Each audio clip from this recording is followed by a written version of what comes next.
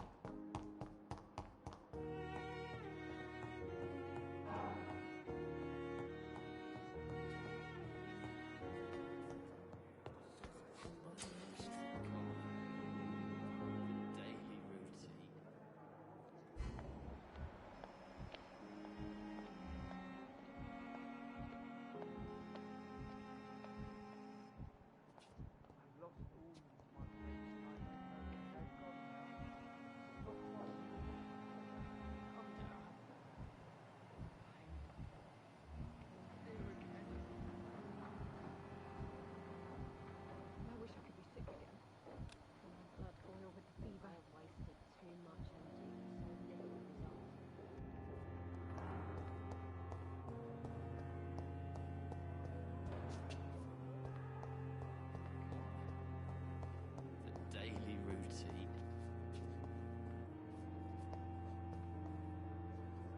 Good evening, sir. Can I help you? Unless you're here to fix my face. No. I don't think you can help me. I'm Dr. Reed. I've recently taken the position of head surgeon here. War injuries, am I right? You guessed right, Doctor. German shell took my pretty little mug right off. But they still call me Thomas Elwood.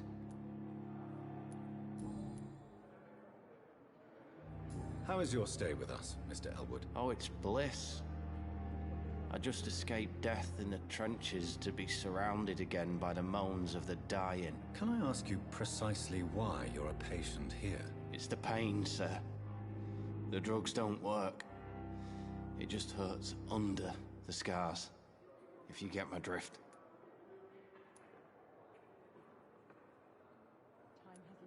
Who is treating you? Is someone in particular looking after your case? Nobody since the old and tired doctor spoke to me. Started to think I was forgotten about. Wouldn't blame you. You don't seem worried by that. My face hurts so much more when I smile or cry. I've learned it's easier not to speak, but be assured I'm smiling inside. Can I do anything for your pain? Nurses gave me a bunch of pills. No effect. Told you. It's like the flames are under my skin, burning away. Why do you feel responsible for the injury, Thomas? What really happened? I wasn't disfigured by any German shells. It happened during my leave. It was an accident.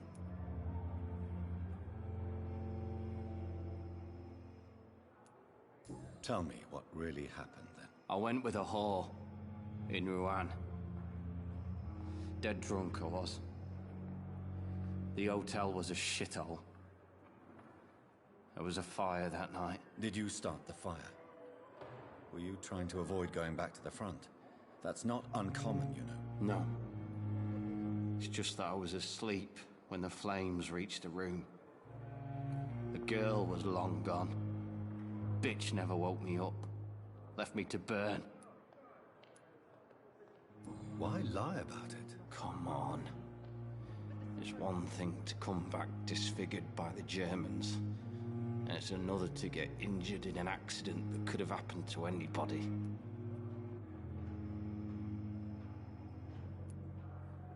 Reconstructive surgery has been very successful for some soldiers. I don't want to wear a bloody mask for the rest of my life. I'd rather stay here and just be forgotten.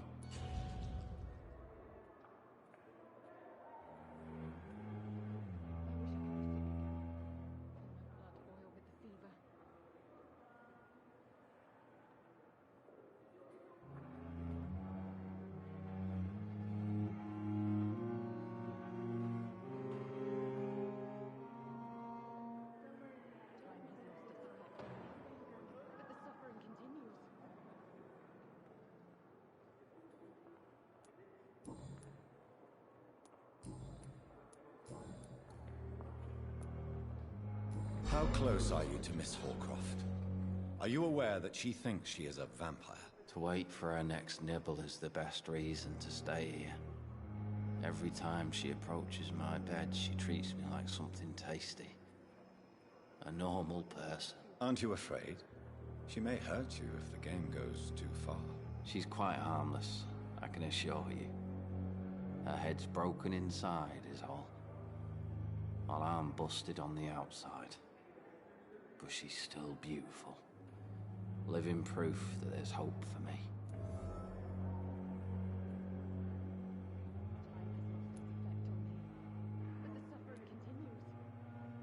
You do realize she's mentally disturbed. It's called the Cotard syndrome. She truly believes she's a vampire. In her madness, she never refers to my scars. And frankly, if I could, I'd join her world. It seems much more fun than the real one. So do you let her bite you? You know that's not sanitary. And why not? She's only supping a few drops of my blood. And the pain, it's real for once. She could decide to bite less willing patients. Then it's another good reason for me to stay here, Doctor. Where were you stationed, sir? Did you serve for long? I really don't want to talk about all this shit. No offense. I was pushing too much. I served in France myself. I just wanted to know what happened to you. You were an officer, weren't you? Then I doubt we fought the same war, sir. No offense.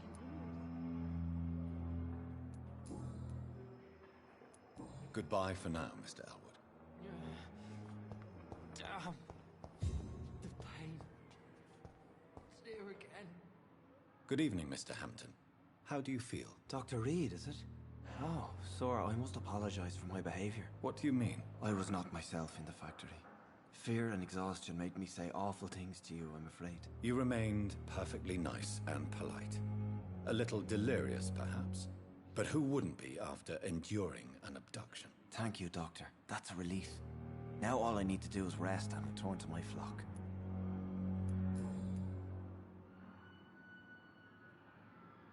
How did you end up in William Bishop's den? I had received alarming news about his recent behavior. I went to his place and he refused to let me go. You dared to enter this awful place alone. You're a hero, Mr. Hampton. Or a fool. I'm just a man trying to help his friends, Dr. Reed. William Bishop was a conflicted soul, searching for light. Why did he abduct you? William was an alcoholic. His addiction suddenly changed to blood. I don't know why. Just like a patient I met here. This Miss Hawcroft. What is the general situation in the East End docks? The situation has always been tough, with a lot of tensions between the gangs and the Dockers trade union. The Wet Boot Boys are very nervous since they lost their leader.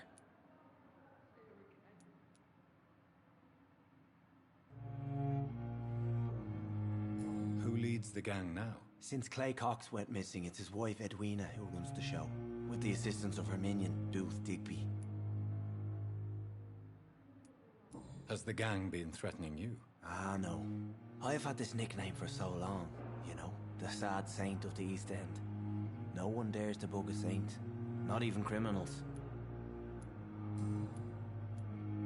Do you know Tom Watts, the bartender from the Turtle? I met him before I found you in the canning factory. Tom? Yes, of course. Always the helping hand, good old Tom. Without men like him, corruption and despair would have wiped out the East End long ago. Who should I avoid in this part of town, then? Any particularly evil figures? Not really. Most men and women are just doing their best. And it's not my habit to speak ill of people I know, Doctor.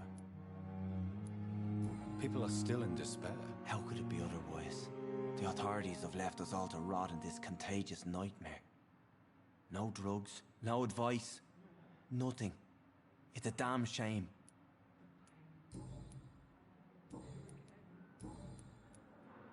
What do you do for a living, Mr. Hampton? I can't help but notice the cross around your neck. I manage a night asylum for the poor and homeless of the docks. And I try to guide the lost and hesitant on the right path to our Lord. Are you a priest, Mr. Hampton? A deacon, maybe? Not at all, Doctor. I'm just a man of faith willing to preach the good word. Why didn't you use your cross against William Bishop? To repel him somehow? That's a very strange question, Doctor. A cross is no magical token, if that's what you were trying to say. Not mine, anyway. How do you feel, Mr. Hampton? Medically speaking, I mean. I feel exhausted. Beyond exhaustion, actually. William drank so much of my blood in his madness. I feel empty. You're in good hands here. Dr. Swansea is well versed in blood transfusion, and I'm sure he'll take the best care of you. Thank you, sir. I believe all I need is rest. And then I can go back to the people who need me. Have you made friends since you arrived? Not really, but I recognize Miss Harriet Jones. I knew her when she lived by the docks. That poor woman had such a miserable life. You never came to see her here at Pembroke? Receiving visits when sick can be an important part of the healing process, you know. We're not just bodies. You're preaching to the converted now, Doctor. To be truly honest, I thought she was dead. She left the docks many months ago.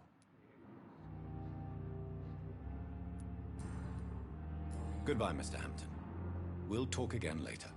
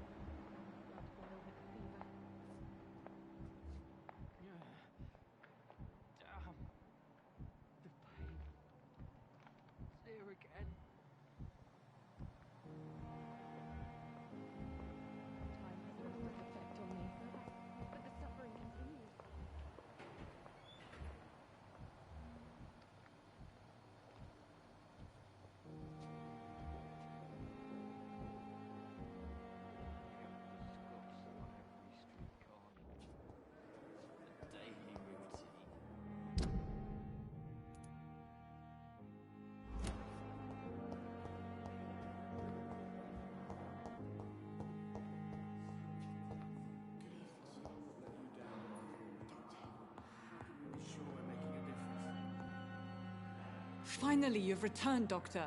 Did you find anything of value? Yes, nurse. You've worked your first miracle, Doctor. Now, this patient here needs immediate treatment. Duty calls. When the storm has passed, I'll show you how to mix the remedy yourself with the same basic ingredients. Many thanks, Doctor. When you've finished, you ought to report to Dr. Swansea in his office. He's been looking for you. Seemed pressing.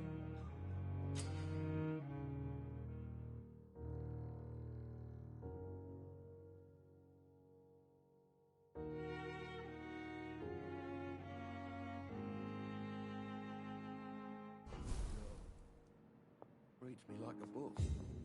I never could keep it. Good evening, Mr. Fiddick. Good evening, Dr. Reed. Any news about my operation?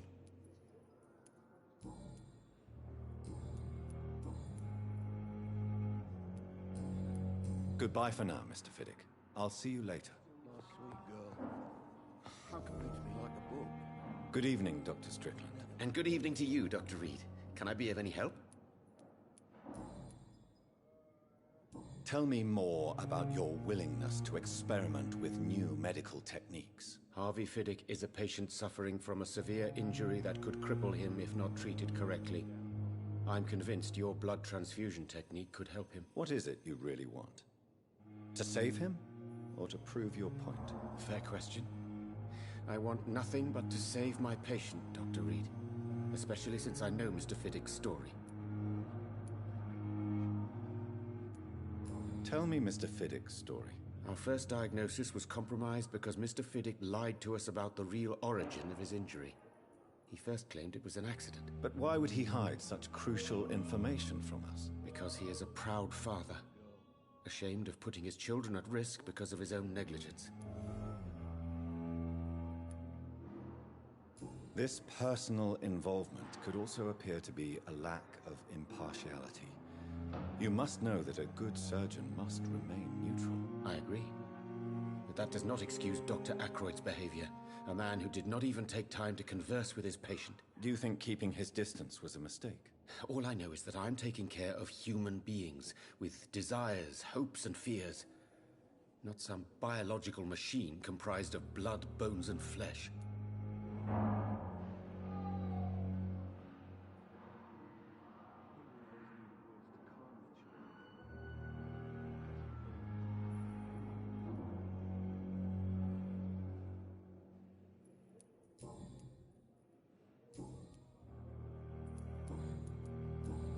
Goodbye, Dr. Strickland. Good evening, Mr. Fiddick. Good evening, Dr. Reed. Any news about my operation? Tell me about your injury, Harvey. Why do you feel so guilty about it? My wife died because of me. And now I may lose everything because I've been careless enough to hurt myself. What an arsehole.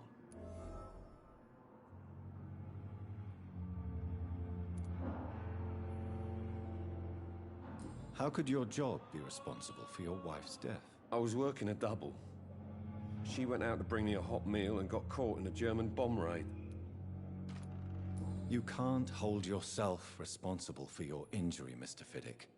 Unless you tried to hurt yourself. Of course I didn't hurt myself. But I can't work until my arm is fixed. My children need to eat, Doctor.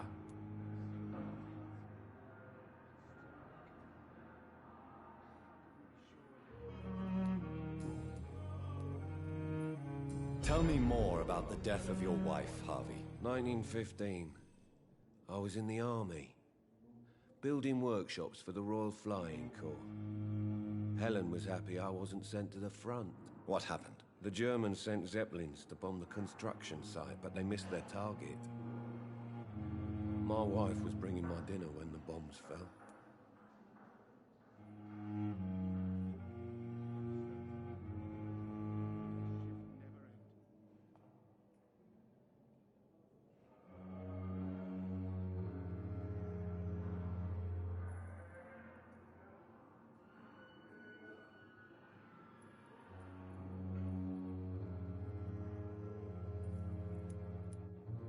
I'm sorry for your loss. So many died during the bombings. I served in France and witnessed the carnage there. I would like to say that she didn't suffer. Truth is, I have no idea. I just know that I'm all that me kids have. Poor little bleeders. How are your children after losing their mother? They were smaller then. The only good thing about this is my Helen didn't bring them with her that night.